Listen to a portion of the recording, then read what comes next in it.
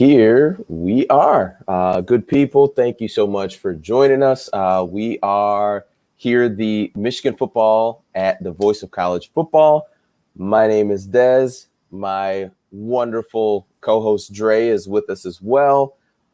We are diving into Michigan, Washington. Michigan gets a big victory, a big win. So we're definitely going to dive into it. Before we do so, a couple things I want to cover. Number one, please give us a thumbs up while you are here. We're definitely trying to grow the channel.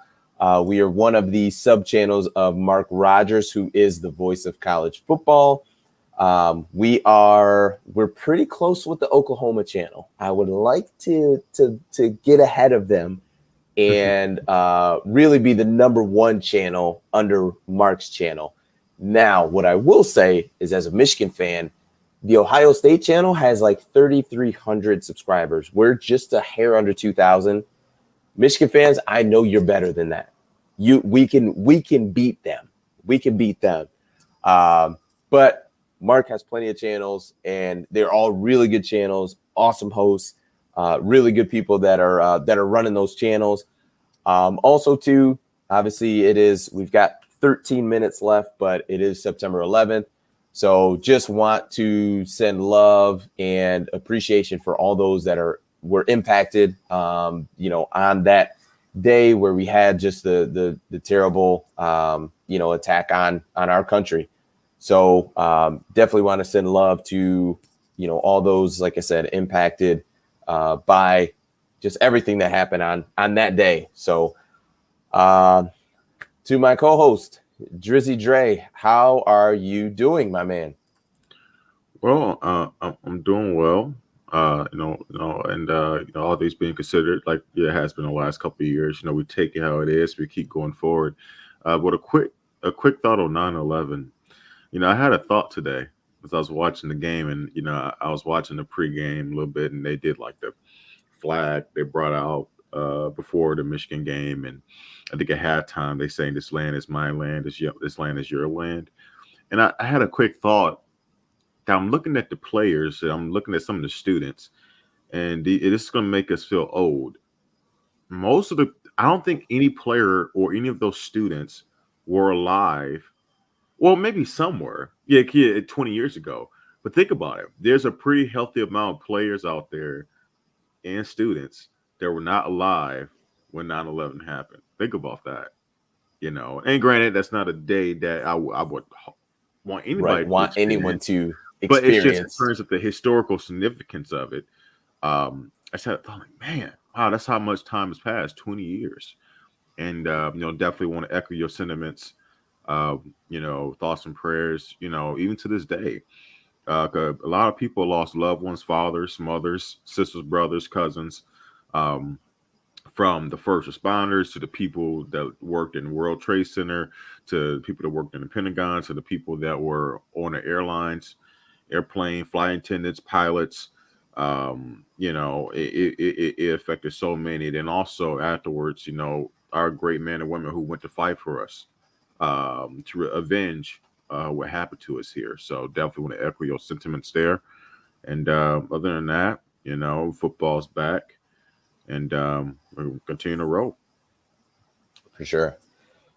So, surprise for our audience who's listening to us today. We linked up earlier today. You and I got a round of golf in today. So, yeah. How did the golf go? Tell me about that. Look, I'm new, I'm bad, and I know a lot of people aren't very good. So, today went as expected, right? It was an absolute disaster. Slicing to the right. Definitely lost a couple balls. But it was as most golfers do. Like, that's not you know what I mean? Like, that's not, because you lose golf balls doesn't mean that you're not, like, good or have fun with it or anything like that. Like, that's just part of the game. Like, it's legitimately part of the game. So we had a good time together. If you are on Instagram, definitely check out Dre and Des podcast on Instagram, because I have plenty of stories of Dre swinging his golf club and hitting the ball and also hitting grass and stuff too. So it was perfect. It was golden. Yeah, I It mean, was really good. if you want some comedic relief, I mean, just go ahead and tune into that. You know, you'll definitely get a laugh at. I mean, it's not pretty, but it's a work in progress, and you know, it's okay. You know, For sure. So, all right, let's get into it. Michigan wins today. They played Washington. A Pac-12 team. They win the game 31-10. Just high level, what are your thoughts on the game? What's your instant reaction? once again, and I'll do this every time we do this post game. I'll continue to sound like a broken record, but I want people to understand why I say the things I'm saying. Okay. When I judge this team on a week to week basis, it's with the idea and the goal under year 7 of Jim Harbaugh, no matter new quarterback, new defensive coordinator, and Mike McDonald, changing the offense the last couple of years, whatever it is, new quarterback, whatever it is, I don't care. This is year 7 of Jim Harbaugh, so the goal should be to win the Big Ten, to beat Ohio State. That's what I'm measuring you on. And every week, I'm judging how close you are, or how firmly on a path you are to do that. Okay. So with that being said, it's not much I learned this week that I didn't already know. And I'm not any closer to say that we're trending towards that direction than I have last week, or even when we did the preseason show. And the reason why, it's like, for one, there was a lot of good things that happened in this game, just like last week. Michigan dominated. You look at the scoreboard, Michigan dominated, offense and defense, and they physically overwhelmed Washington. But that's the big picture. That's if you're just looking at the game like, oh, this is great. But when you really break it down, they had 45 passing yards, man. 45 passing yards. Michigan State got that on one play today off a flea flicker on a very first play. 65-yard passing play against Youngstown State. Okay? Mm-hmm. I can't, and neither should you, Michigan fans out there, feel good about that. Okay? Oh, but look how we were gashing them. Like Washington couldn't stop us on the ground. You're 100% correct, they could not. But once again, and I would assume and hope people, year 7 of Harbaugh, want the Big Ten title, expect to beat Ohio State at least once out of 7 years. I would expect that. So if you expect the same things I do, what I need you to understand is that we're not going to rush for 250 yards plus against Ohio State. Okay? It's not going to happen. Yeah, they lost today. You know what? You know why they lost today? Oregon was incredibly creative with their play calling. They ran the ball. They got Brown Jr. in rhythm. They used their tight ends effectively. They spread that huge Ohio State and fast Ohio State defense out, and they exposed them. And that's what a good offensive scheme does. And look, I know we're going to get into it, but overall, I'll stick to the overview. Good win. You continue to cross it off your board. You're going forward. As you like to say, your goals are still in front of you. Everything that you want to achieve, you didn't lose. But there's a lot to work on, and still a lot of questions, especially offensively. Defense, you're looking really good. Offensively, a lot of questions to be answered. Yeah, to me, the thing that's exciting is to see how fast that defense is.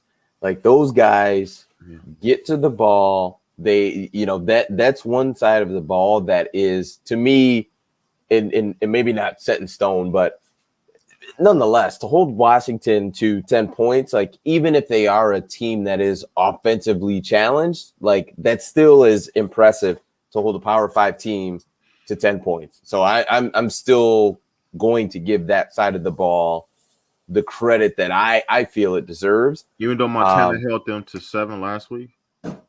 Yes, because the thing that I think about is I think a lot about last year, and I think of in week 1 when Alabama played Missouri. Right. I don't think anybody at that point saw Alabama and said, this is without a doubt the best team in the country. You know what I mean? And by the time the end of the season happened, I think it was essentially a consensus. Like, yeah, no, everyone feels that way now. You know what I mean? Like, so it's got what you look like from week 1, even to week 2, like can be very different. Right. So I'm not gonna, at the end of the day, Washington lost the game. So it's not going to be anything where I'm, going to defend them. But nonetheless, like it's at the end of the day, it's still a Power 5 team. Like, and they went to work last week, just like after they lost the game. I'm sure they broke down film. I'm sure they looked at the mistakes and all of the things that they did poorly and tried to work on those things throughout this past week. And then, came to Ann Arbor, Michigan, ready to execute a game plan where they felt like they would be successful. So I'm still going to give the defense their kudos, their love, because I think they deserve it. That defense was suffocating and not sure I could say enough about it. But offensively, half of the offense is really, really good. The run game is really good. Like, top of the nation. I can feel as of now. I can comfortably say we're I'll put us in the top 5 rushing offense in the nation. To run for 343 yards back weeks is hard because, like, to your point, Des, like Washington knew what we were going to do coming in. And they had plenty of film right last week. Don't tell me Jimmy Lake and his defensive staff didn't sit down and say they're going to run the football. Everybody knows how Jimmy is. Jimmy Harbaugh, right? Mm-hmm. They knew that coming in. They knew they're going to run the football. They knew that they had to worry about Corum and Haskins, and it didn't matter. It didn't matter, and that's very, very impressive when teams know that you're going to do something, and you still do it in dominating fashion. That's saying something. So I definitely agree with you there. Yeah. So I mean that side is amazing. Hassan Haskins, we talked about it last week of just how physical he ran the football. Mm-hmm. And honestly, he took it to another level this week. Like today, like just watching him run through tacklers and arm tackles and just run and that's the thing. Like to kind of take a step back, to have a man run through other men like that. I think of I don't think Hassan Haskins is at this level, but I think of beast mode of Marshawn Lynch, of just, how he has given feedback and just said in interviews of just like, oh yeah, when you run through somebody's face, like that changes things, as far as football. So extremely impressive. Blake Corum is the real deal. I think that Michigan backfield is legitimate. It's legit. Like it is. You have talent back there. We saw those two featured. It was obviously a closer game this week than last week was. So we didn't see Donovan Edwards. We didn't see the freshman. But nonetheless, those guys are legit, man. Those guys are legit. I think they are two guys that you can lean on. And it's such a good balance. Like it's such a good balance. Their running styles are very different, but they protect the ball, they run hard, and they're explosive. So run game, no issues, no problems at all. The tough part is coming out of a game where you played a Power 5 opponent and you only had 15 pass attempts. Like that's just tough. That's tough for me. We've talked about it, even last week of, Cade. I mean, think of it this way. We are now 2 weeks into the season. Cade McNamara has 26 pass attempts. Wow. In the regular season. mind you, and I'm just gonna DJ just. Stroud had over 50 today. But I'm Mhm. sorry, I shouldn't compare. All right, I mean, whatever. in Bryce Young, let's go with him, right? So he had his first start a week ago. He had more pass attempts than that, and just in his first start. So it's not anything where I'm trashing Michigan. Like No, the no, thought no. process is, and here's my thought process, and hopefully it helps people understand. My thought process is I am trying. I am holding Michigan to a standard of how can you beat Ohio State and how can you get to Indianapolis? Right. Because it's not at the end of the day, it's not 15 pass attempts. Like that is just not going to happen. Like, because we watched the game together. We watched the Ohio State game, or the first half of the game together. Right. We watched it together, and watching, Anthony, I think his name's Anthony Brown, but starting Yeah. quarterback for Oregon, Mhm. of making big throws down the field. And Cade made a really big throw last week to Ronnie Bell, who's unfortunately injured now. And then he also made a really big back shoulder throw this game to Cornelius Johnson early in the game. I mean, that was like, think about this. The Cornelius Johnson completion was, if I'm not mistaken, in the first quarter, and that was 33 yards. Cade only had 11 more yards after that. Like, that's when you break it down like that. Like, to me, that's just we're not calling plays with the end in sight. And to me, because my thing is, show me before we actually are gonna do it, right? So the odds are, yes, it's possible that we could have to call a play. Let's just say Wisconsin, because I think we can both agree that's going to be the next big test for Michigan, right? So let's say you get in the Wisconsin game and you have to throw the ball 50 times, or let's say 40. Let's not go crazy. Let's say you have to throw the ball 40 times. There's a chance that Cade could perform and could be flawless in those 40 pass attempts, right? There's a chance that could happen, because it hasn't not happened, No, right? I But at the disagree. same time, too, he could make a lot of mistakes in those 40 pass attempts, right? So we just don't know. And my philosophy and my thought process is, why not try to have him have 40 pass attempts against Western Michigan, where if he's not great, the pressure's not on. Like, we're still going to win the game, right? Like, Right. so that would be my thought process.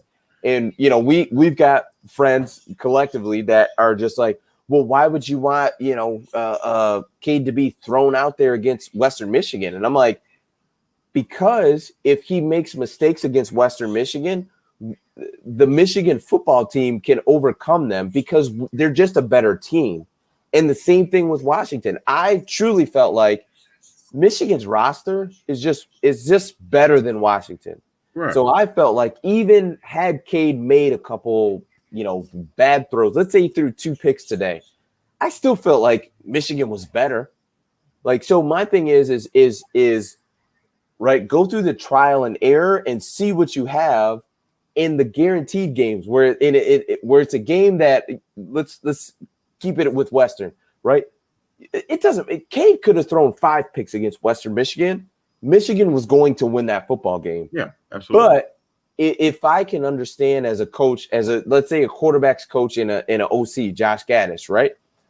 If I understand that Cade, right? Let's say we get to the end of that game, he's thrown 5 picks, we still win the game, whatever.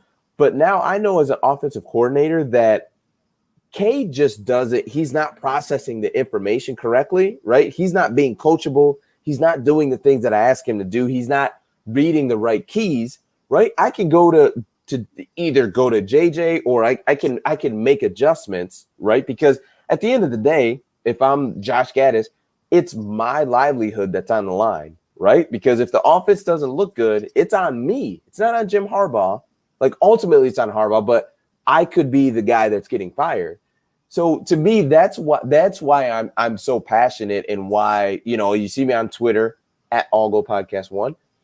Why I talk about, that the fact that Michigan should have been throwing the ball probably 80 times by the time we got to the end of this game. It's not just about throwing the ball too. It's also it goes because this week it went beyond just throwing the ball. Because for one, that's a given. It's also like the lack of creativity with the play calling. It's just like it's like even when they would do a passing play, it's like the few bubble screens that they tried, they're not having good execution, which is why you need to continue to rep it because clearly your outside receivers aren't picking up their blocks. You have to rep it and rep it and rep it, and it's not going to just work doing it in practice. You have to figure it out in the game, and it's like the people, like the friends that were you referring to, and people like that. Well, I was really actually to oppose that. I was really shocked when I was going on Twitter and I was looking at a lot of writers from Michigan and people who cover Michigan, from a journalistic standpoint, and when they would make comments about the game, seeing other fans' interactions and responses, a lot of fans were in lockstep with us. Like the offense looked really boring, passing, and the main sentiment that I saw, and I would text this to you, is that people were like, "Well, if you don't have any confidence in your quarterback, why is he playing?" Like your play calling is predicated on basically like you're trying to protect your quarterback. You don't want him to do too much. I mean, for God's sakes, you can't even get to 20 passing attempts in the game. Like, come on, this is ridiculous. I know that you're gashing the team, but it's because you're gashing where it's like, okay, you can take more chances. Fine, 1st and 10. You're getting 5 yards to pop on a run, 5 or 6 yards. I saw at one point Blake Corum was averaging 9.1 yards a carry. Insane. That's silly. That is silly. Right? Okay, fine. You knew early in the first half, okay, we could run at will against this team. That's not a problem, right? So, okay, 1st and 10 one time, why not do a play action pass? Take a shot deep. Okay, fine. You don't get it. 6th and 10. We're behind schedule now. You're gashing this team. You're going to pick it right back up. Take some chances and you know what? Even the announcer, I can't think of his name, Brian McDonough. Is it Brian McDonough that was tonight?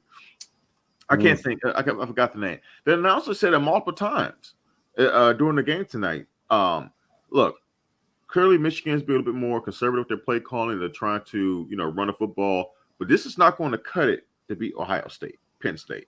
Everybody sees that.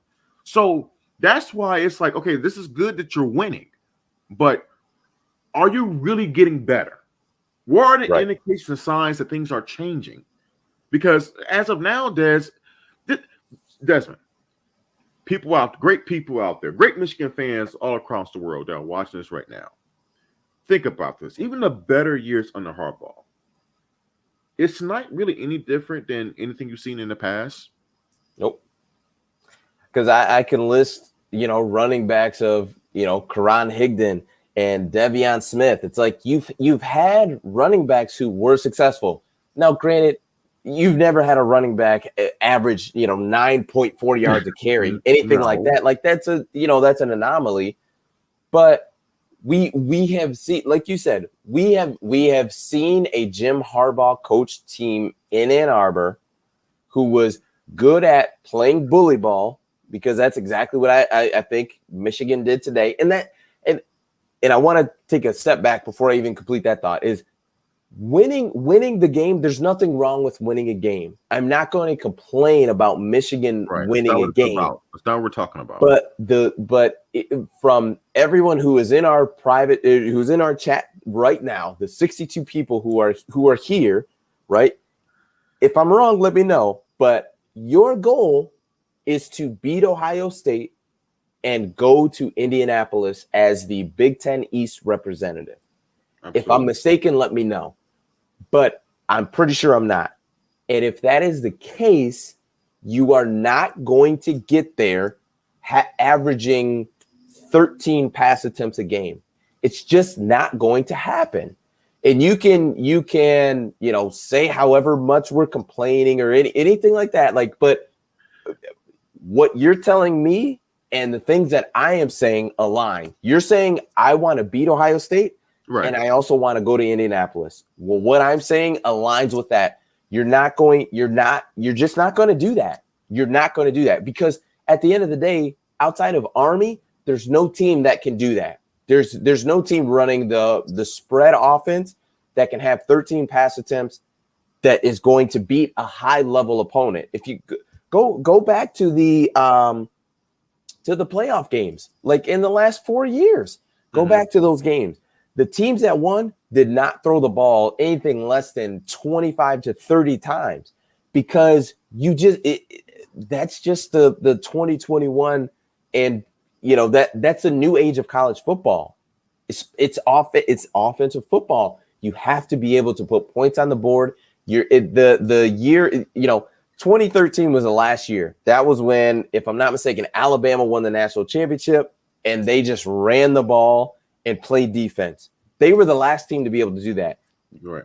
Since then, it has not happened. It hasn't happened, and it won't. It won't.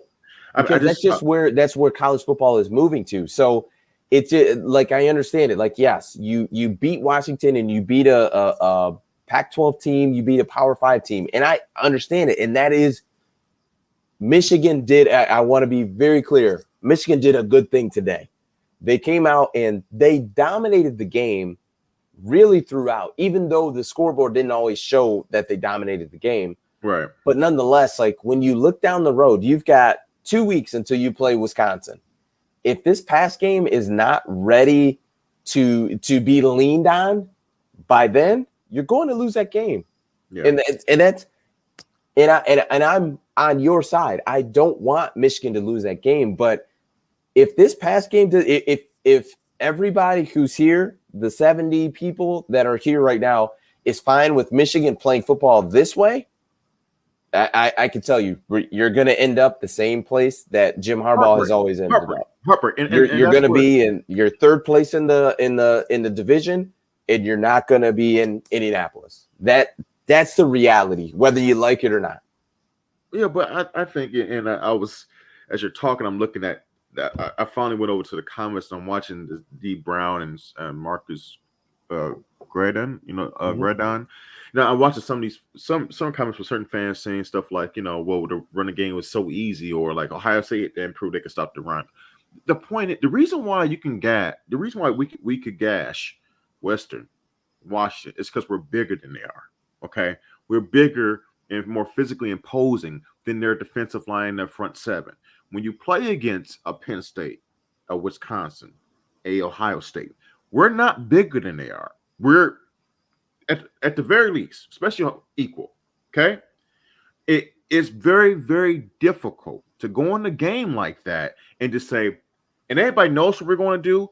We're going to run the ball down your throat. It's hard to do. And yes, I know what Minnesota did. Against Ohio State. For one, the running back that they had, his name is Ibrahim. That's an NFL caliber running back, and maybe Haskins and Corn will be one day. We'll see. But it's the first game of the year for one, and yeah, he gashed them. But for one, you got to remember, he got one of those runs on a really long play on a fourth down, right? Uh-huh. So you got to keep that in mind. But he was very effective. But and if you remember also in that game, it wasn't just Ibrahim. Ibrahim established with the run game, but also Tanner Morgan made some big throws in that game too. Because Tanner Morgan is an experienced Big Ten quarterback, right? So It's like, that's our point. You can be very effective with the run all you want to, but if you're going to beat the better teams, you have to be able to throw the football when you need to. And still, after week 2, they have not proven that. And I'm telling you guys, it doesn't work like a switch. And we have plenty of history in the Harbaugh to see it. We have done this many times, having a good team running through September, all these games at home, because we're bigger and better. But then when we play a team that's just as good, and we try to do the same wham and dives up the middle, it ain't going to work all day. It is what it is. And we're going to set ourselves up for failure, for a letdown. That's what we don't want. That's the main thing. That's all we're saying, guys. No one's complaining. We're happy about the win, but we want something different. I know you guys want it. I want it. Okay? I want it. I want to be able to, on Conference Championship Saturday, to lock in and watch my team walk out on Indy. Okay? But we have to be something different. That's our point. Yes. I agree. I don't Sorry, it's think I just need like to. I had to let that out because sorry. No, you're fine. It's it's one of those things. So I it's a difficult balance, right? So what we do, and you and I, we talk all the time. Like we literally talk all the time. Yeah. And that's the crux of our discussion is that the goal of Michigan is to get to Indianapolis. Like that is the goal. It's beat Ohio State and it's get to Indianapolis. And I do want to address, I made a YouTube short on this channel where it was a quick question where for Michigan fans, if you only could control one thing, either beat Ohio State or go to Indianapolis, which one would you prefer? And, we had, I think 9 or 10 people responded, and thank you for everyone who did respond. But essentially, my thought is if you're going to get to Indianapolis to be the representative of the Big Ten East, you're going to have to beat Ohio State to get there. Like, so really it was kind of like a trick question. So I hope, I'm sorry if I tricked anybody, but, that, and that's the thought, like, that's the thought process. Like if you're in the chat right now and you think that Michigan can play offense the way they did today and beat Ohio State, and let's say Wisconsin comes out of the West, and if you think Michigan can play football the way they did today, beat Ohio State, beat Wisconsin, and let's even say win a college football playoff game, please just shoot me a yes in the chat, because I would love to see who feels that way, because I don't think you can do that. I just really don't, because if you look at, last year, Alabama, 2020 national champions, granted, they were extremely efficient at running the football, but they were really efficient at throwing the ball. If you look at the year before that, LSU, that was not the traditional LSU team. And trust me, as a Bama fan, I know, because the traditional LSU was I formation. We're going to run the ball again and again and again. And we're just going to hopefully pop and get you. And then we'll hold you to 10 points and hopefully score 13. Right. The year before that, 2018, Clemson, they beat Alabama 44-16 in the national championship. And I don't remember what they did in the semifinals, but nonetheless, like you're not going to be able to just line up, run the football against high level teams and think that you're going to have success. Like it's not going to happen.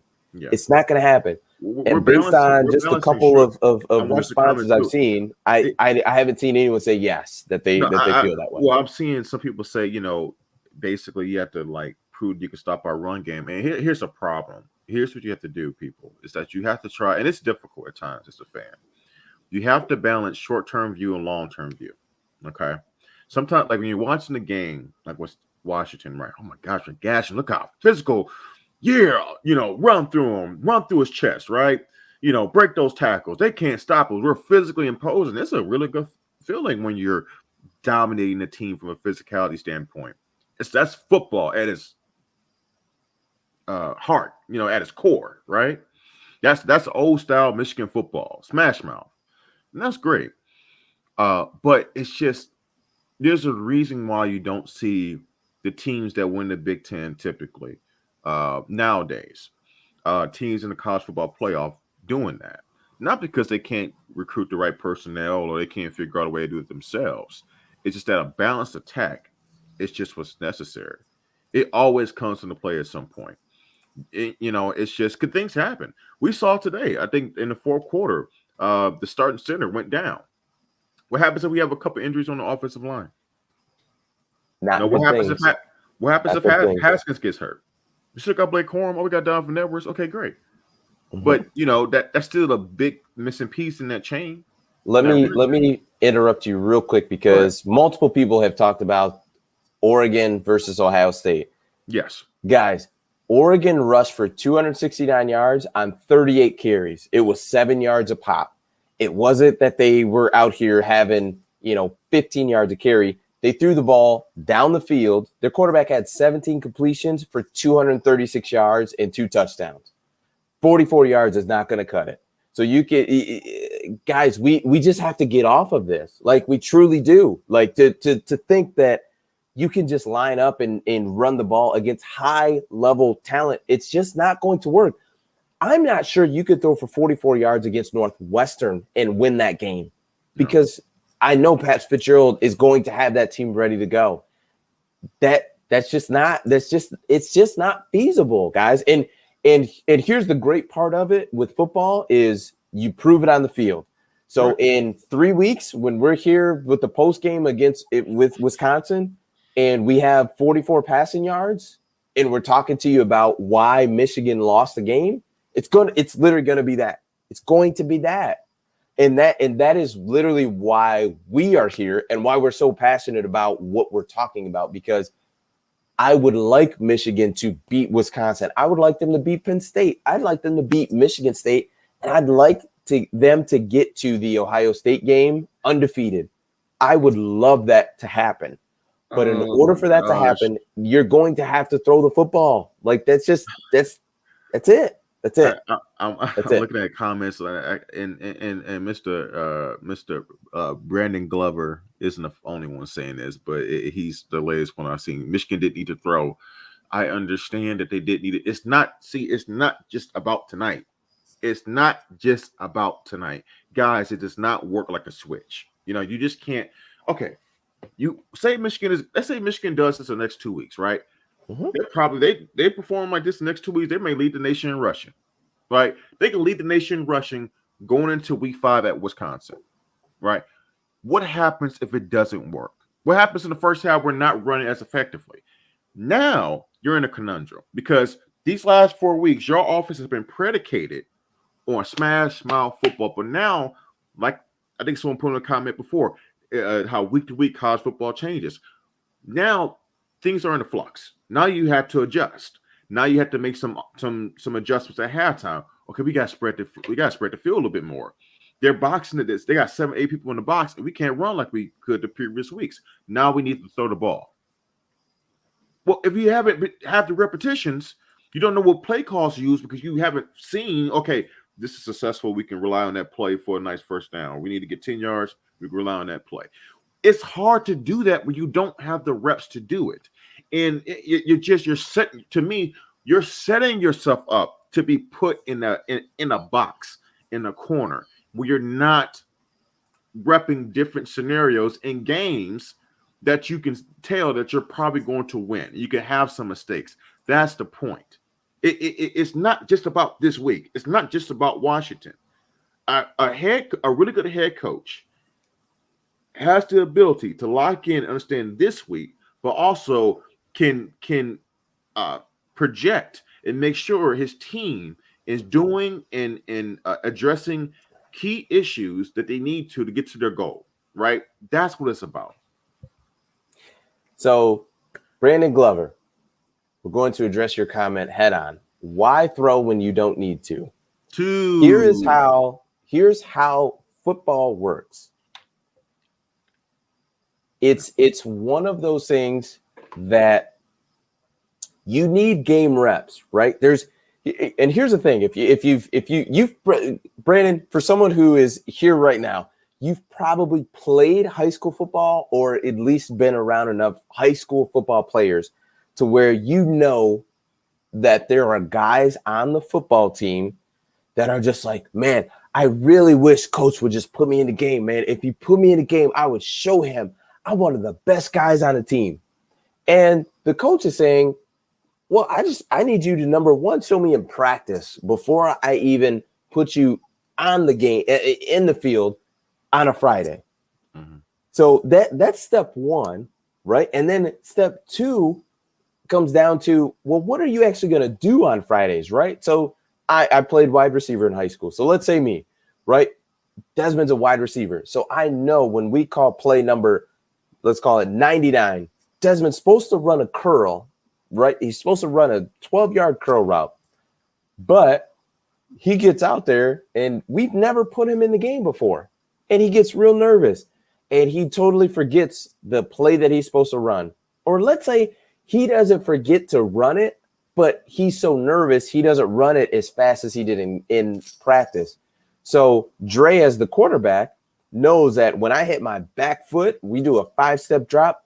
I throw it. Desmond's always there in practice, right there, 12 yards to catch the ball.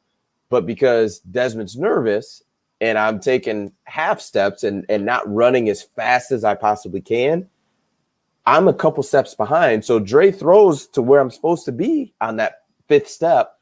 But instead of Desmond being there, now it's a corner being there because I'm not doing what I'm supposed to do, right? Because game reps are very different than practice reps, right? There's no pressure when you're at practice.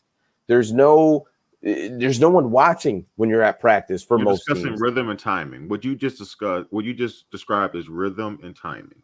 That is And something guess that what? only You comes don't from get reps. better with that until you get into the games on Saturdays because everything is faster on game day. Like you've got to adjust things on game day. Like it's just not the same as a Tuesday practice when no one is around versus a Saturday night primetime ESPN. There's cameras around. You see, Kirk Herbstreit. You see, you know what I mean? There's all types of people around that typically aren't around, right? There's Braylon Edwards is on the sideline. I don't know if he was there or not tonight, but nonetheless, you just see different people where you're just like, holy cow, like these people weren't here on Tuesday when I ran this curl route and that was easy, right? Like, so to me, that is why, you sometimes you need to throw it when you don't need to, because you need to get those reps. Because Brandon, the last thing you want to do is to be in a pressure situation as far as the environment overall. And then also now I have to put pressure on my quarterback because we need this throw on 3rd and 15. We need this on 3rd and 10. Like, I need you to be perfect right now today, right? I would rather in a non-pressure situation where I could tell my quarterback, listen, man, like just go out there and wing it. Just throw the ball, right? So we're playing Western Michigan. And I could tell him, dude, just go out there and just throw it. Like, go through your reads just like you did in practice on Tuesday. Throw the ball. And guess what? If Cade throws a pick, if Cade throws 2 picks, I could bring him back to the sideline and say, well, what did you see? What did you look at, right? And I could figure out what keys he's looking at to let him know, okay, hey, you looked at the outside linebacker. The thing I need you to focus on is that middle safety, because that's going to be your read key. That's going to be the difference if you throw it deep or you throw that dig route coming underneath, right? But I can't do that if we never run the play in the game, right? So it's just because in practice, everything is perfect in practice. Everything's perfect. The scout team is going to run the coverage that the OC thinks the other team is going to run against, right? So Josh Gaddis thinks they're going to run cover 3. So the scout team's going to run cover 3. So this play is going to be wide open every single time we run it on Tuesday. But on Saturday night, what if they run man coverage instead of cover 3, which is a zone coverage? Like, things change a lot. So you've got to be able to, my thing is, and what I would rather do as a coach is I would rather figure out how Cade processes information and figure out how he goes through his reads against a team like Western that I know for sure we're going to win the game and can overcome mistakes by him versus going into a game like Wisconsin and being like, well, I don't know what's going to happen, but let's figure it out. Hold on, Des. Someone said Cade looks really good when he throws. I've seen it a couple times. What are you guys basing Cade's? No, seriously, no, not trying to be smart here. Like, seriously, the guy had 2 starts last year. He took over for Joe Milton against Rutgers. So it's not really a start, but he played most of that game, and he's only had 2 games this year. Like, and then even the games that he has played, it's not like he's passed the ball a lot or he's had to win us. He's proven at least once he can win us a game throwing the football. Especially against a quality opponent. It's like, where are you basing that on? One throw to Ronnie Bell, which was a really good throw, like that led him to a touchdown. Oh, I mean, that yes, was a beautiful throw. That was a No, beautiful throw. I know. I'm just saying, like Mm-hmm. that's not real. That's not really a good sample size, a burden of proof that a quarterback can make throws when he needs to. I mean, it's just not like we haven't seen enough. We have not No. seen enough. Because And that was a beautiful throw by Cade, but I would like to have seen 5 more of those by the end of this game. Like I'd like to see a lot more. Let's Toast Media. Appreciate you, man. You are a supporter, so thank you loyal so much. supporter. Definitely wanted to highlight your comment.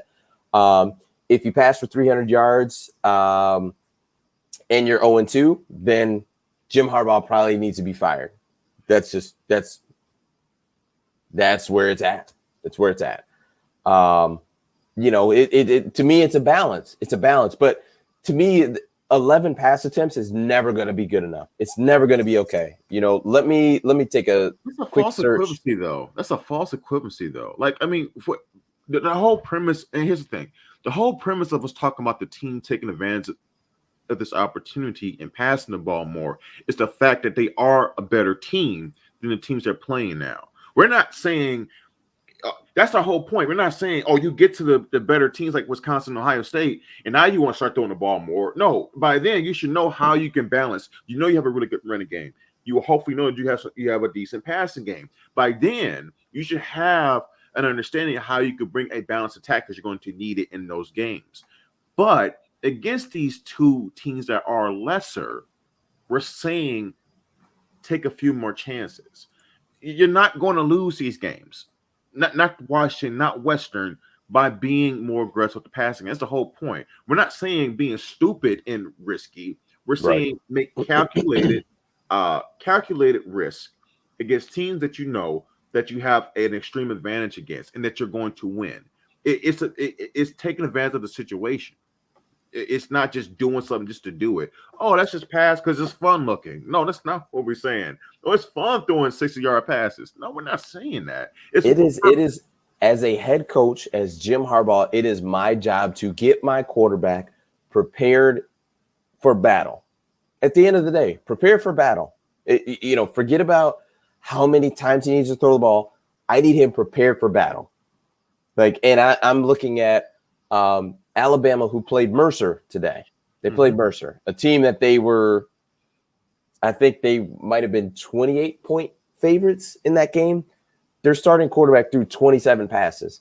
More passes in this one game against a team that they were clearly better than Cade has thrown all year. Like I just want people to understand, like, he's not getting enough reps. Like, in the unfortunate part is you already have people coming out saying, well, we need to put JJ in. And I'm like, and my thing is, you don't even know what you have with Cade. You don't know what you have with Cade yet because he hasn't been given a fair shot. Right. And it's literally 100% tied to reps. It's tied to reps. He does not have enough reps. Like, and that's the issue. That's the crux of my issue for me. Like, that's it. So let's start to break it down as far as the game. Yeah, we can't. Yeah, you're right. We're just kind of all over the place, which is fine. Hope you guys are good with it. But Michigan's defense, what are your? I'm gonna kick it to you. Look, Aiden Hutchinson, he's, I got to give that kid so much credit because, he broke his leg last year, and he's already seen as an NFL talent. A guy who probably last year with the broken leg probably would have got drafted second, third round. He would have got drafted in the first 2 rounds, just based on his talent alone and potential. But he came back, and it's not like Michigan had, were favorites to win anything big this year, and he came back anyway because he wanted to beat Ohio State. He wanted to leave an impression here, right? And he came back and he's improved and he's dominating the competition. He's doing something that we would joke about Rashawn Gary for years, right? We're about quote unquote Michigan football players who get a lot of hype, but we don't really see a lot of the pop plays, the plays like whoa, look at that strip sack. He's the best player on the field. Aiden Hutchinson, 2 straight weeks in a row, has been the best player on the field. Unblockable, impacting the game, just totally disrupting what the other team's offense is trying to do. And and clearly the emotional leader for this team. I can't say enough about him. I thought Daxton Hill continues to be both effective in the passing and running game. I thought that Josh Ross also did a good job today with filling his gaps. That's the thing about a 3-4 defense. It's really important. Everybody is disciplined with their run fits, because if you're out of place, you don't have the extra lineman in that initial line of scrimmage, and you can get gashed pretty easily. So, I thought they played very well today, and something definitely to continue to build on. I mean, I talked about it last week, and I think at that point, I think Aiden was my MVP of the game, but that defense, to me, anytime your front four can get pressure, you're living right, because and really that's what you have with Aiden Hutchinson. He's a monster. He is just a man amongst boys. He's playing really well. The thing that I love is he is the technician with his hands. Like, you can watch him and how he hand fights, and he's got the Chase Winovich motor. Like, he never stops going, and it's great combination. Right. That's literally exactly what you want. Like, because the thing is at the end of the day, if Chase had that type of hand fighting and was a technician as far as with his hands, like, I think Chase would have probably been drafted a bit higher.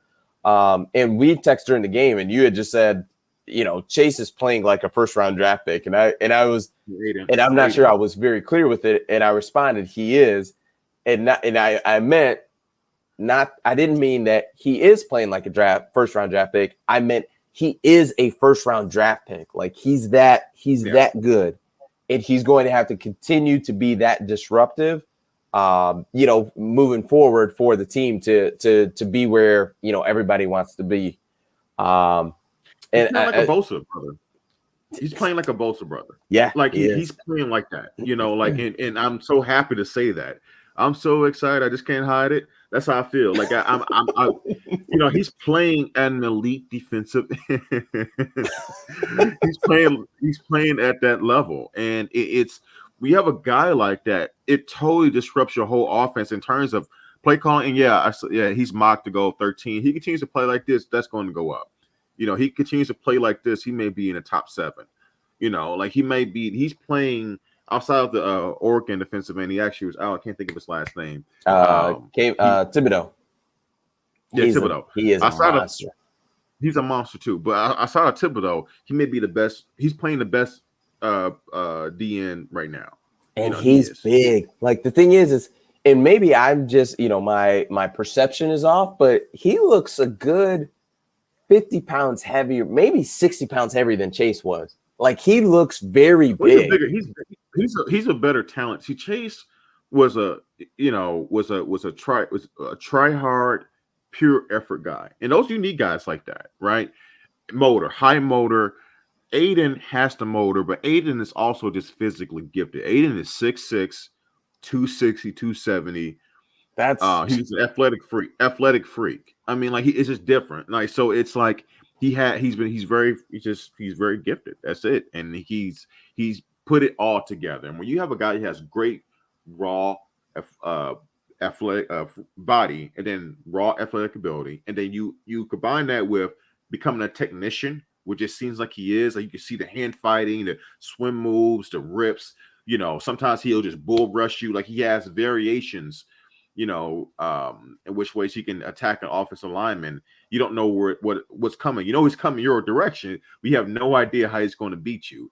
All hats off to him, man. And if he continues to play like that, they're going to be very disruptive. Very disruptive.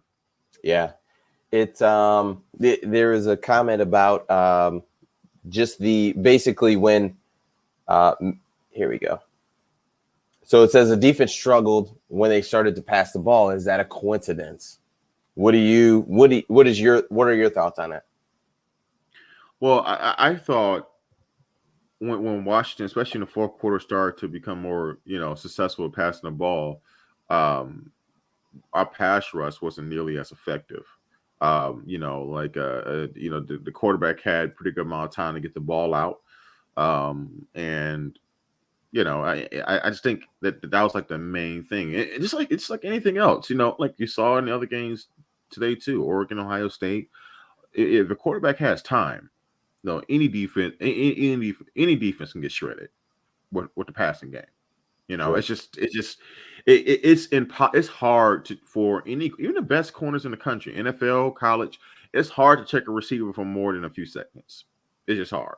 Yeah. So I thought that was and the announcer even talked about during the game, the great pass rush that Michigan was getting earlier in the game, they were not. Was it fatigue? Could have been. But no, I don't think it was that, Washington figured out that we had weakness for our secondary as much as it was potentially fatigue, and we just weren't getting a pass rush, we were getting earlier in the game. That's why I saw. Yeah, and I think part of it comes down to, you think about it with even the NFL game of, when you get up big and like the game is essentially over, like you get in kind of that prevent defense where it may not be what you typically would run. Like, you know what I mean? It's just you're just trying to prevent a touchdown. Like that's all that it is. So I'm not overly concerned, like, because like I said, at the end of the day, you gave up 10 points, like, and it was, I can live with giving up 10 points at the end of the day. Like I can live with that. So I think they'll be fine. I don't think the corners for Michigan are elite, but I think having, a guy like Aiden, on the front line and just being able to generate pressure with your front four is going to help. It's going to help those guys. Your cousin Upshaw got some pressure too. No relation. No relation. Got some pressure too. I mean, look, man, a really good front four, that can hide a lot. It hides a lot. So as long as they continue to do that, they'll be fine. Yeah, they'll be fine. I mean, you saw Oregon today, like when Oregon really couldn't stop Ohio State from scoring, especially in the second half. CJ Stroud had like 465 passing yards, something crazy like that. But down the stretch of that game, they got like 2 or 3 sacks. The last possession Ohio State had. It's just that's the ultimate equalizer. So, they'll be okay. They'll be okay. I'm not too worried about that. Defense looks good. I'm not worried about the defense yet. And I can't. In the past, it was more or less the Don Brown man to man. You're on an island. That's where I'll be worried. But we'll see what McDonald does. Hey, crossing routes doesn't matter what it is. Yeah, you got man coverage. Michigan pass game. What are your thoughts there? We got to get into it. Yeah, look. I mean, what is it? I mean, Michigan's pass game. Was there a pass game today? I mean, dude, you had 44 yards. 45 yards. I mean, it's just not much to cover. It's more a lack thereof. Who last week when Ronnie Bill got hurt, we said, well, who steps up? I said Blake Corum and Hassan Haskins to help supplement the loss of Ronnie Bell. But in terms of with the actual passing game, who do we go to? And you brought up Cornelius Johnson, right? I brought up A.J. Henning. Some people I saw brought up Baldwin. I just wanted to be clear. The guy that I said had 75% of the passing, passing yards. Yeah, I was. You're right. You were spot on. Right. So right. But we didn't learn anything about it. There's nothing that we've learned week to week about the Michigan pass game because there's just not much evidence about it. I can't say, man, we do a really good job of X. with the passing game. We do a really good job of exploiting the middle of the field. We do a really good job of stretching and taking the top off of defense with our go routes, with league speed on the outside. We do a really good job with bubble screens, with our lead receivers blocking and getting an extra 4 or 5 yards of pop. I can't say any of that. So it's just nothing really to go on. The pass game is always an afterthought. It's like, yeah, we throw a little 3rd and 2 pass here. We'll just sprinkle one in. I feel like sometimes like the run game's going so well, they're like, oh, let's try a pass. Let's see if it works. Oh, that didn't work. Never mind. Yeah, okay, let's just run the ball. You know what I'm saying? That's how it feels. So it's just not much to go off right now, unfortunately. I wish I could say opposite, the otherwise, but it's just not much to go on. Yeah, it's you need more attempts. Like I don't feel like we're at a point to where like the passing offense is so difficult to evaluate. It even on 15 attempts, like it doesn't feel great that Cade only completed 7. Like 7 out of 15 is not a good. Even if you extrapolate that out to double, right? You're 14 for 30. Right. Like that's not a good percentage. Like that's not good efficiency. So it's difficult to really look at it and say that we've seen that he's thrown the ball enough to where that Michigan can be successful. Like I just don't think you're going to beat Penn State, Michigan State, Wisconsin, or Ohio State with 15 or 11 pass attempts. It is not going to happen. Like you could tell me however efficient you think Michigan is running the ball today, but those head coaches are not going to let that. You might gash them for the first half, but the second half they're going to say, okay, cool. I see what you want to do.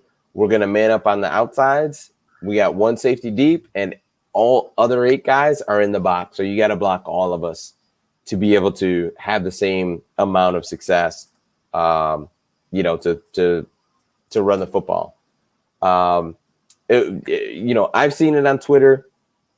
Not sure if you've seen as much of the talk, but it seems as if people are ready to kind of dismiss Cade and move on to JJ.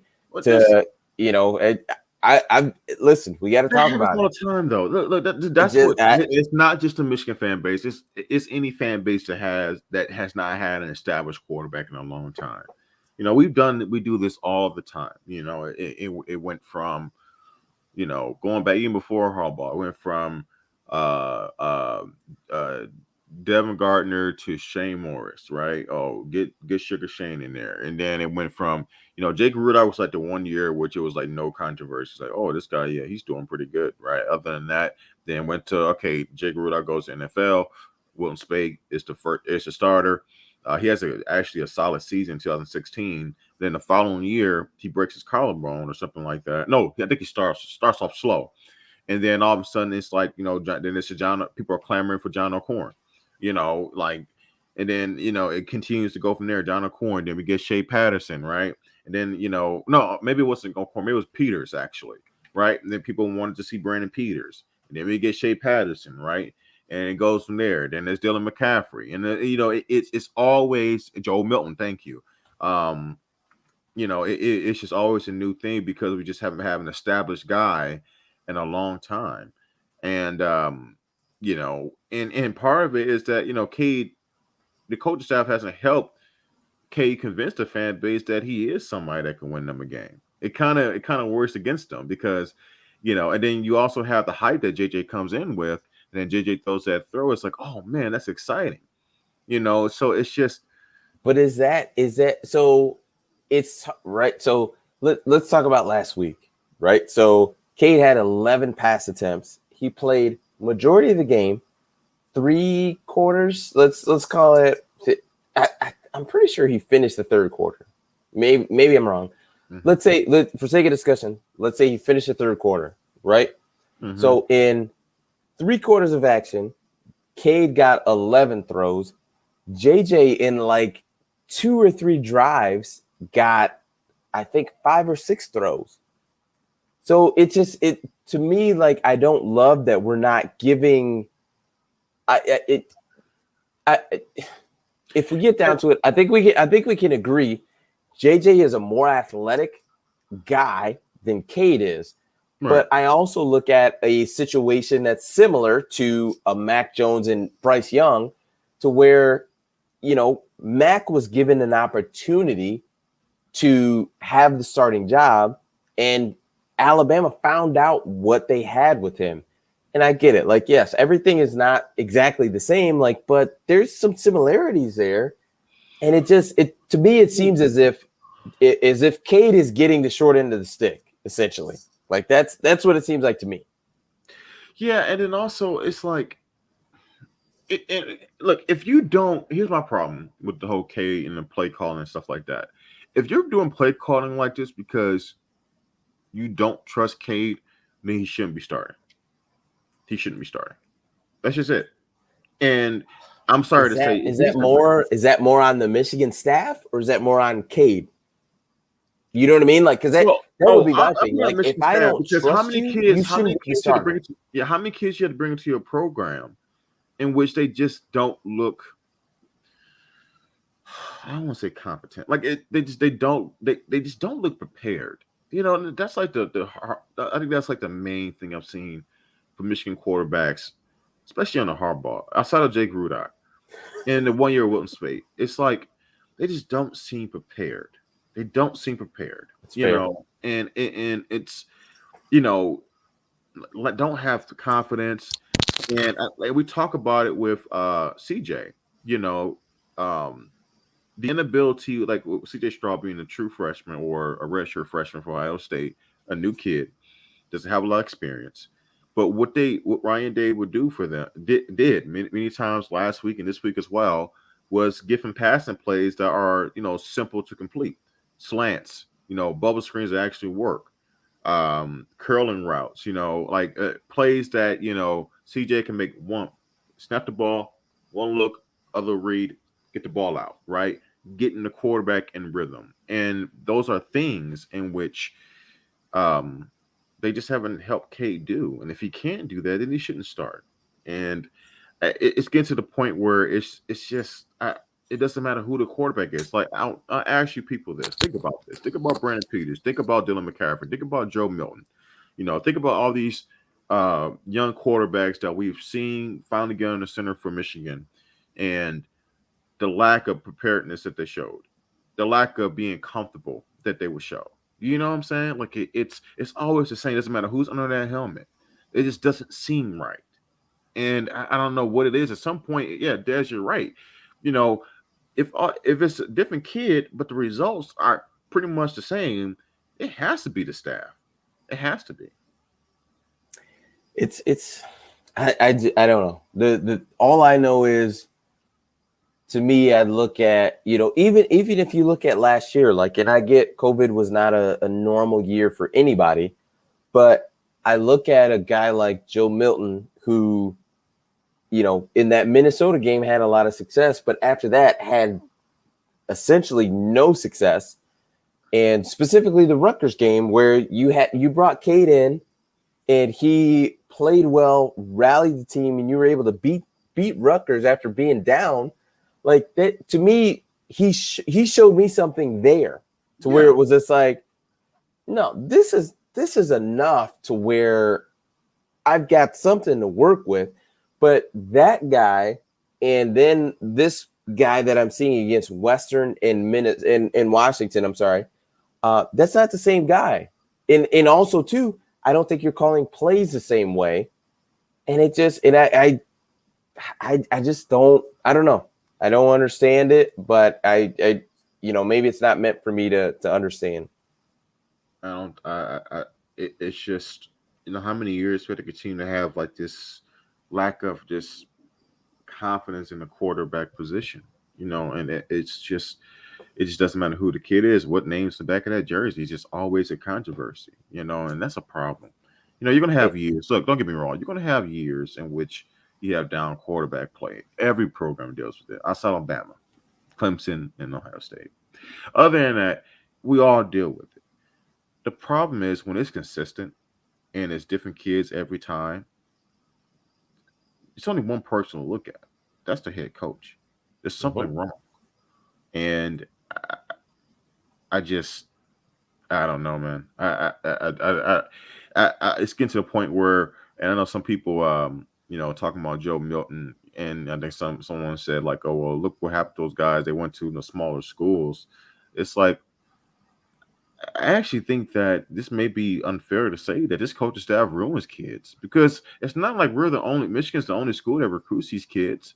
Joe Milton, Dylan McCaffrey, all these kids are highly recruited out of high school.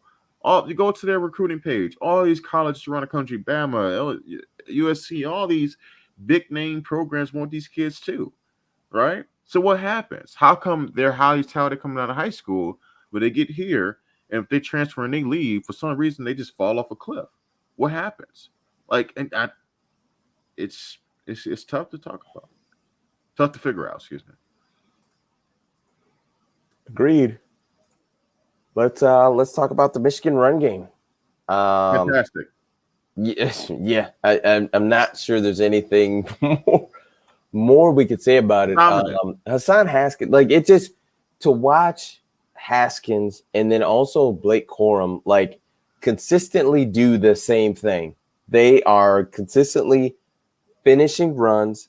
They're running through guys. They're running through arm tackles, and even for Blake Corum, who is not the Thunder of the Thunder and Lightning like group, like to see him running physical and just he's impressive. Hassan Haskins is impressive, and I gotta give a shout out to the O-line because they're the ones that are opening those holes. But those guys, I mean, it's impressive, man. That's definitely something that you can build off of. Like you can live with that type of run game. You can live with that. What are your thoughts on it? No, you can not just live off it; you can thrive off it. But you can bring that every week, but you just need to have something else with it. That's it. The run game is great. No one is saying, "Oh, don't run the football." Don't. It's no. Our running game is great. We can go. You see, every team has strengths and weaknesses. You can be like Wisconsin. You could be a team that's really strong at running the football. That could be your forte. That's fine. We're just saying that you need to have a little bit more balance. So in terms of the run game, it looks great. If that is going to be our forte for the season, we can win like that. But we just need to make sure that we're shoring up other parts of our offensive game. Give us a little bit more versatility. But running game is just not much else to say. The 1-2 tandem looks great. Look good for week 1. Looks good week 2. And they bounce each other great. They bring different dynamics to the game. Speed, power. And it's just a tough thing for teams to deal with. You bringing in two guys who are equally effective but different, and they're fresh. Oh yeah, there's just not much you can do.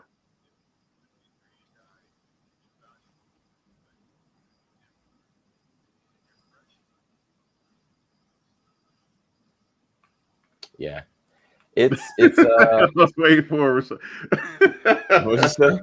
I was waiting for you to respond. You just like. Interesting thought. All right. It's just you can like you said, you can live with that. You can win a lot of games with the type of the run game that we saw today and even last week. Like you can live with that. So yes, I agree with you that we can definitely live with that. That's something that you can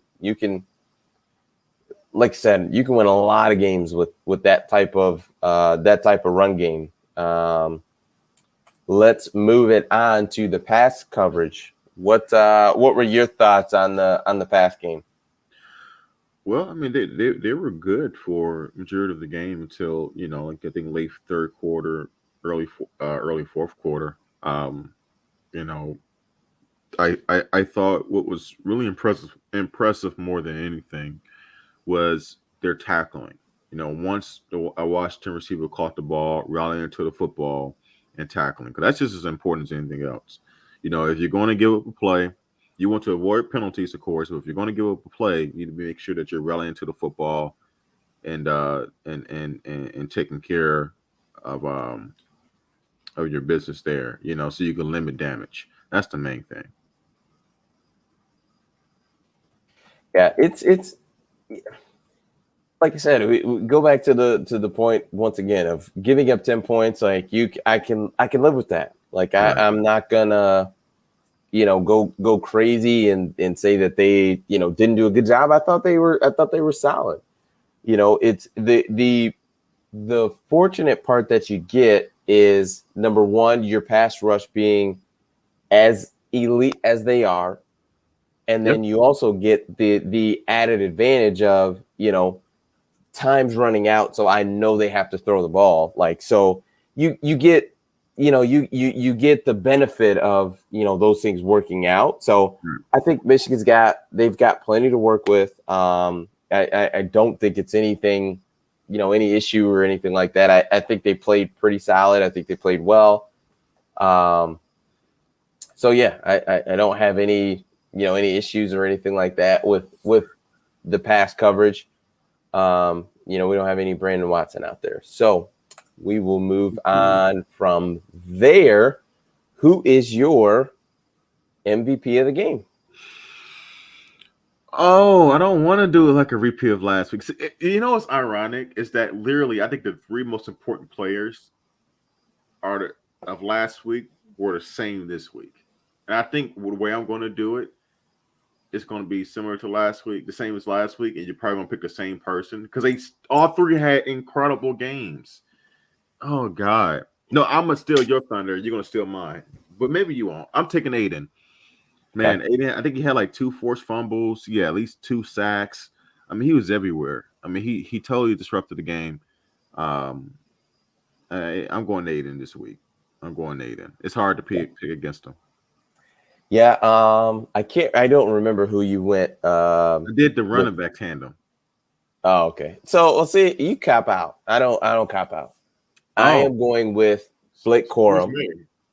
Yes. You were just like, oh yeah, give me both guys. No. Give me Blake Corum.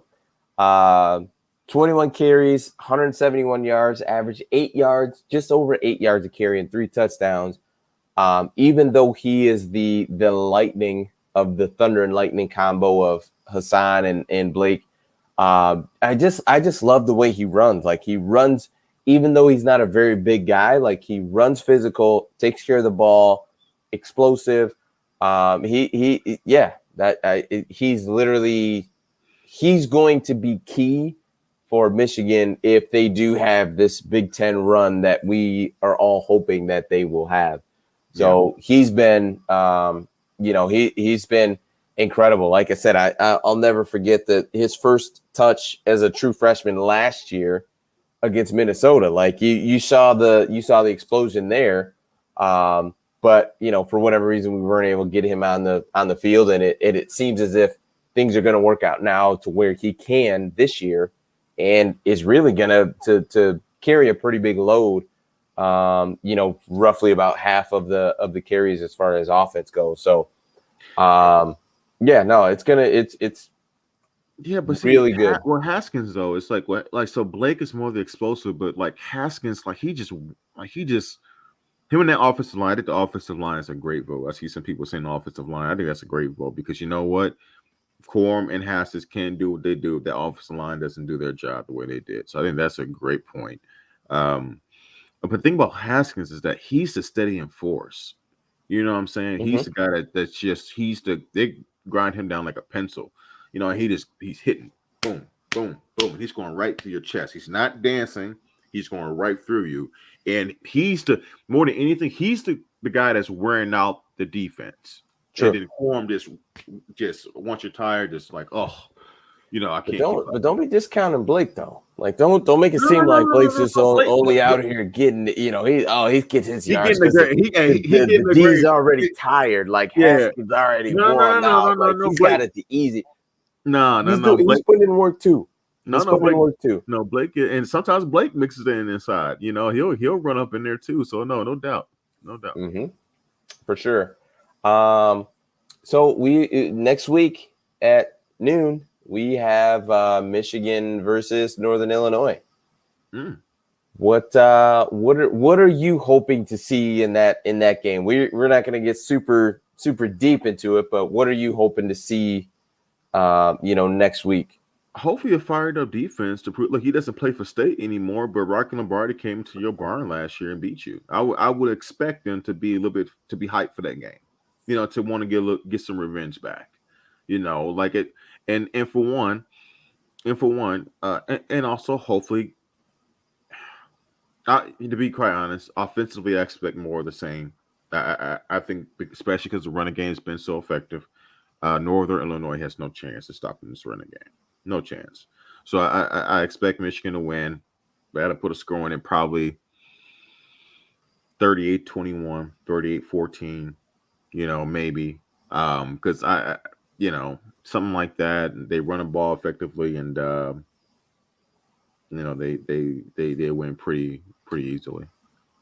Yeah, I'm hoping for more passes. I mean, I think We both that's do. crystal clear. And I think too they'll continue to establish the run game. My hope is we don't leave, the proving the pass game to one more game before Wisconsin. Like, that's my hope.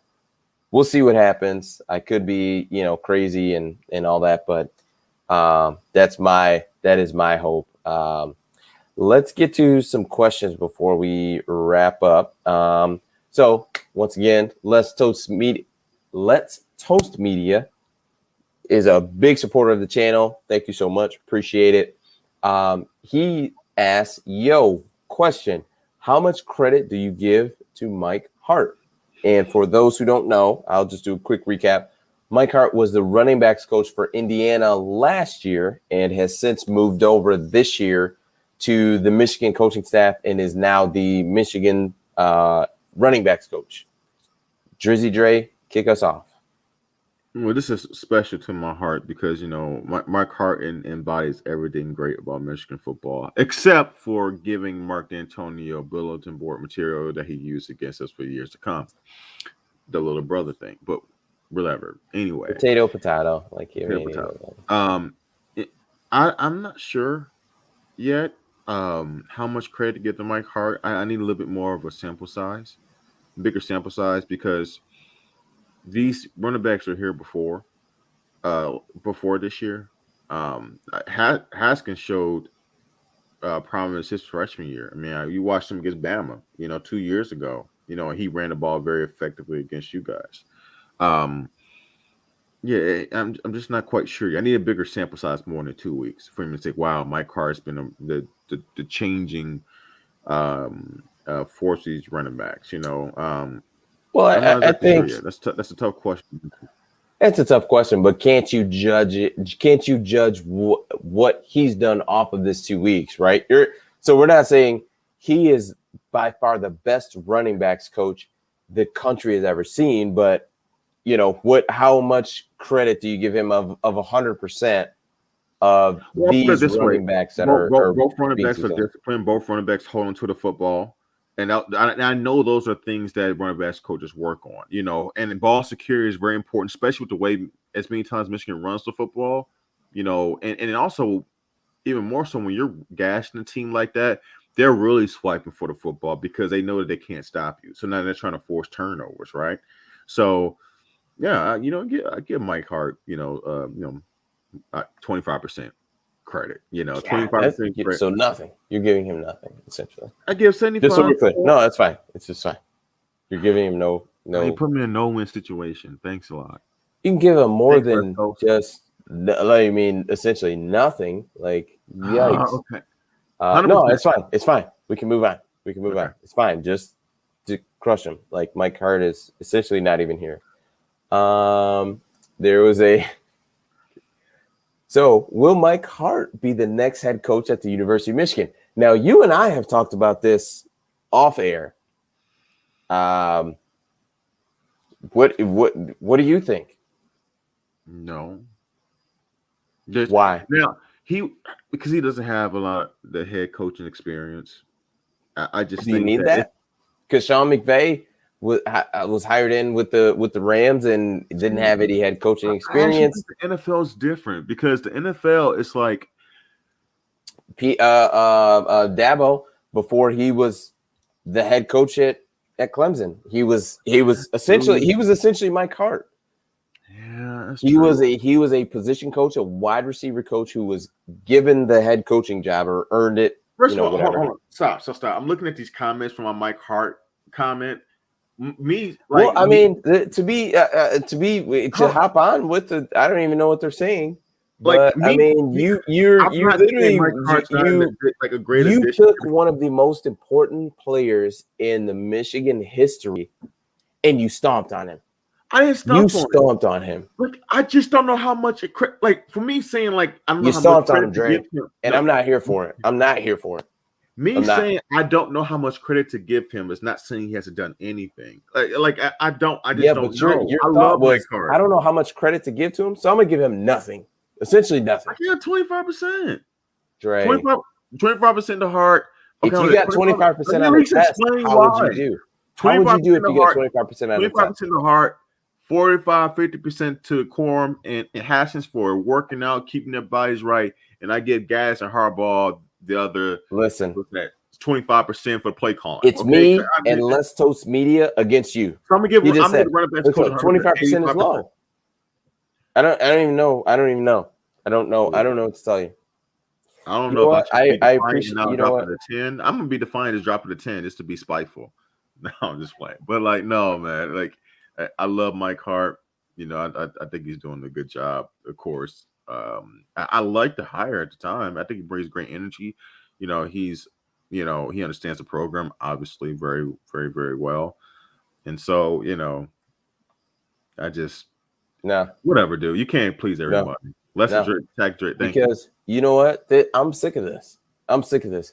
Oh, What? please. So no, let's take a step back, okay? We're For talking you about a to running back coach. criticize Mike Hart, what have you done for this program?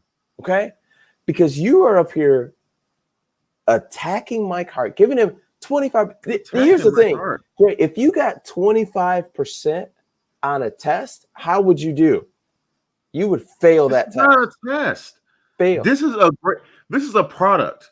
The Michigan All running right, game great. is a Well, your product. And product you're has asking me what percentage 25% of passing credit grade. you give.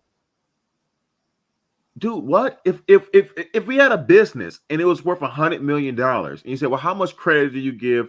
How much credit would you give to an X person for We're that not 100 paying million Mike being Hart based accumulated? off of I'll what say he's 25%, done. $25 million. No, it's not the same. It's not the same. It's the same as we've done a group project. Desmond, Dre, and Mike us three have done it. And Dre is saying Mike did 25% of the work. So essentially, you and I have each done 33.5% of the work. So you're basically saying like Mike didn't do anything. He has a smaller role than we do. He's a running backs coach. What? He's a smaller role than we do. He's a running backs coach. I'm not getting a running back. You know what? I'm sick of this. All right, because these running backs are. You want better credit? Get a higher position. Man, I'm so glad this is happening because now you're making me be spiteful. Listen, can you give everybody your Twitter handle so they can all attack you? What's your just send me a whole bunch of crap emojis. Yes. What is your what's your Twitter handle? I want to make sure everybody gets. Is it Dre MJ23? Yeah, at Dre. No, it's at Dre23MJ. All right, cool. Because I want to make sure that everybody knows to come and attack you on Twitter, because you're just not giving Mike Hart enough credit. You're just not, and that's fine. But I know that out of everything I said today, that literally the sword I'm going to die on is the credibility I'm giving Mike Hart to the Michigan running game. But thank you for that. Oh my gosh! No, this is great. I truly enjoy doing this, and Dre, I want to thank you for doing this with me as well. Like I couldn't do it without you. Because you bring the passion. You bring the passion to it. So I definitely appreciate it. I can't believe these comments. I mean, people really act like I basically said, man, Mike Hart, who's that? Dependent fanatic is offended. Flabbergasted even. Flabbergasted. You would have thought I would have said Mike Hart. What we need him for? You would have thought 25% is next to nothing. Okay. Wow. It's next to nothing. You know what? It's next to nothing. Well, Look at this. It's what I it is. mean, it just, I just don't understand it. His work. So the understand it. running backs coach, he gets the credit. His work. No, it's Haskins. Let's put you That in work pads, Dre, and and Coleman's let you work. start on Saturday. You're going to start against Northern Illinois. I don't know if that's what they meant, but I'm just interpreting that way. Who, me or Mike Hart? No, you. I'm interpreting as you. Let's put you in pads. Look, if that were, I would love to. Actually, I would love to. I would love to run out there and go ahead and tap the. I'm not even gonna do you like that. I'm gonna avoid that. I don't think anybody else wants to see that, but I'm gonna avoid it 100%. But I'm gonna look like Derek Green out there. Green goes blue. Anyway, I think we're good. 27. Oh, Derek Green, a 5-star running back. Oh. And you know what the funniest part is? So my wife, so we're Alabama fans, and my wife, I'm not even sure how this topic even came up. It was probably spawned from you and our conversation. But I told her, I was like, yeah, Dre was talking about Derek Green, and I was like, in the hashtag, I was like, Green goes blue was trending, and she specifically remembers that. Like, she was like, no, I remember that hashtag trending. Hashtag Green goes blue. And because if I'm not mistaken, that's the same year Derrick Henry came out. So he was like the second, running back. And then, it was crazy. Kid was from Texas. He literally looked like he ate his way to Ann Arbor. We're not going to be body shaming anybody on this channel. So I want that to be very clear.